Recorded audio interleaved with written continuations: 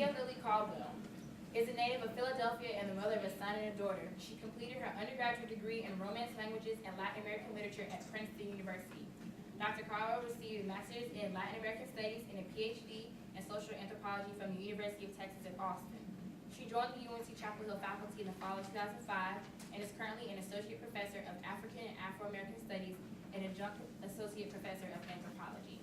Dr. Caldwell's research interests include gender, race, citizenship, HIV/AIDS, and health policy in Brazil and the United States. Her book, Negroes in Brazil, Re-Envisioning Black Women, Citizenship, and the Politics of Identity, was published by Rutgers University Press in 2007. In recent years, Dr. Caldwell has been involved with two important HIV prevention studies for African Americans in North Carolina, Links to Durham, and the Sister Circle study, which focuses on HIV prevention for middle socioeconomic status Black women in the Raleigh-Durham area. She is currently completing a book titled Gender, Race, and Health Equity in Brazil, Intersectional Perspectives on Policy and Practice.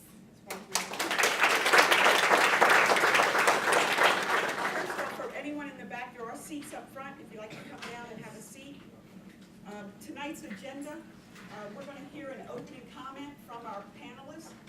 Then we're going to have some Q&A back and forth from Alexis and myself. And then really, we want to use this time to have a true town hall meeting. We'll talk about first half, we'll talk about what's going on campus here, and then the second half, we'll talk about some national issues. So let's get started. Ready, panel? Anyone in particular wants to start? It's an honor to have been asked to. Can you hear me? Yeah. It's an honor to have been asked to speak here tonight. I have been to this last year, and it's just really good just to hear what the panelists had to say. Being here these past 4 years, I've learned a lot. I've been through a lot, and I'm excited to hear what has to be said tonight and discussed. Unfortunately, I can't stay the whole time, so you'll probably see me grab my bag and kind of make my way out. But I'm just excited to be here and just to hear what everyone has to say and just everyone's thoughts on different issues. So. Good evening, everyone. Good evening. To go off what Clayton said, it is an honor and a privilege to be here, and thankful for the invitation to come. I was asked to talk about Carolina Males. For all the minority men, could you raise your hand, please? Awesome. Thank you. Thank you for all that you do, and thank you for being here and making it thus far. Just to throw out some numbers, a lot of people don't know, but Carolina's in a state of crisis. African American men on this campus graduate at 49.2% in comparison to African American females who graduate at 71%. Looking at their white counterparts, you're talking about white males at 79% roughly are graduating from Carolina. That's a state of emergency. And so Carolina Males focuses not only just on the African American men, but minority men, Latino, American Indian, all of those that are in the minority category, and focus on empowering them to achieve academic success and social success.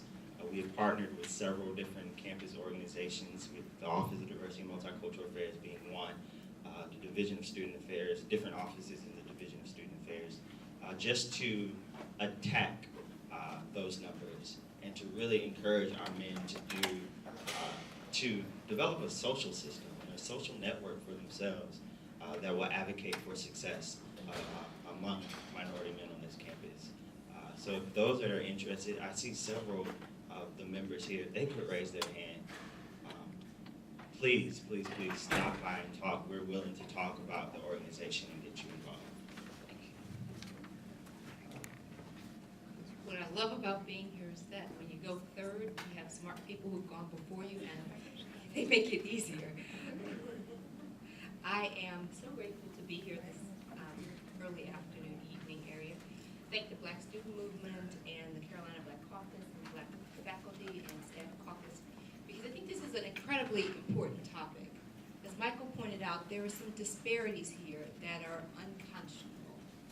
There's a 22% gap between the rate at which African American males on this campus graduate and the rate of white males on this campus. And in fact, as he talked about, almost 80% of the white females on this campus get out in 4 years. 49% for African American males. Now, the great news is 49% do. And I want to give a shout out to those who do, because the circumstances I think that black males face in this country, many of them, not all, but many of them, are quite different from the rest of us. And I say that as an African American male. As an African American female. As an African American female, I grew up in a home with a mother, like most African Americans. And when I did not have a father in the home, I still could look up and see the person I wanted to be like every day. And because that is not the case for many of our African American males, they grow up in a different world. They grow up in a different world because they are 9 times more likely to be shot and murdered. They grow up in a different world because their teachers are more likely to attribute hostile acts to the most innocent of behaviors. And let's not get started on corrections in this country. So I'm glad to be here to talk about this issue, and I love some of the initiatives that are going on. FYI, the university, along with maybe 4 or 5 other universities under the direction of, I think, some folks out of general administration and Mark McDaniel, has been trying to look at this from a more structural and systemic issue, talking about what it will take for Carolina to really make a dent in these numbers and move these numbers forward. And they're actually convening something over at the Friday Center later in November. The program I work with is fun. We talk about, work with, and interact with African American and Latino males all the time in school districts. And we talk about the work that we do in four ways. We talk about the need for protection, affection, connection, and correction. And I find it not so ironic that when you look at the creed that you guys say at every meeting, a number of those factors are already in there. I think as we think about what needs to happen, and as what Michael has talked about, is there's the connections that really need to happen to reach out to make sure that there's the social network and social capital. There's the nurturance and affection so that when you meet a cold world, you have somebody to talk to about that. Basic protections and equal fair opportunities is another one. And then of course, if there's a need for correction, that it happens immediately but fairly. So that's the work that we do. We work a lot of times with young boys in schools ages 3 to 10, so they're wonderful and they're fun and they're energetic, great. And we do that in several districts across the country. I think what we've been working on most recently is the role of media and helping young boys shape ideas about who they want to be, who they like and who they don't like, and how often they can pick careers that are atypical. So that's the kind of things we've been working on recently. Hi everyone, I'm Kia Caldwell and I teach here in African and Afro-American Studies. And many of you are familiar with some of the drama with the capital T that we've been experiencing over the past year and that our campus has been experiencing. And so I really want to thank the Carolina Black Caucus, the BSM, for organizing this event and for inviting me to participate. And I think, you know, in thinking about what's been happening with our department and what my colleagues and I have experienced, these really are dangerous and damaging dynamics that we're talking about in terms of our current social and political moment. And we have experienced a lot of the brunt of it, but I think that what we really need to be thinking about collectively as a community is the larger context, both on our campus, in our state, and then also nationally. Because when we hear the types of things that Mitt Romney says, they're feeding something that's very dangerous and divisive in our society. And so I just want to touch on a few points, and I know there are questions as well. So the first point I just want to kind of say very openly is, you know, that we do not live in a post-racial society. I know that term is used quite a bit, and when Barack Obama was elected as president, you know, I was watching CNN and they said, oh, have we achieved Dr. King's dream? You know, as if Barack Obama were the embodiment of Dr. King, you know, and that dream. But I think back to, I can't remember which beer commercial this was, but there was this motto or this line, "Don't let the smooth taste fool you." And so I think that that is basically the kind of scenario in which we are living now, where things seem to kind of be smooth in some ways, but then we see racism rear its ugly head. And so it's still alive and well.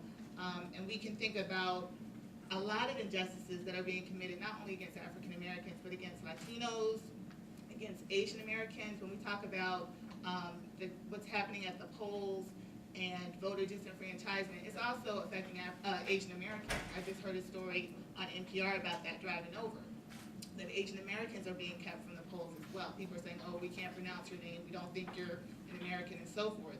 So these issues affect a lot of different groups. One of my colleagues, Professor Reg Hildebrand, made a statement in a workshop on teaching about race that was held in August, and which actually Dan Boxell moderated. And he said that we need a new language to talk about race and racism. And I agree with that, because we have to think about racism as something that's ever changing. It's not static. I study racial dynamics in Brazil and Latin America, and we can see similarities and differences, but we can also see how in some ways the U.S. is becoming more like Latin America, and there's more of a discourse of us all being equal, even though we're not in many ways. So I think that that's certainly something that we need to be thinking about, and ways to organize against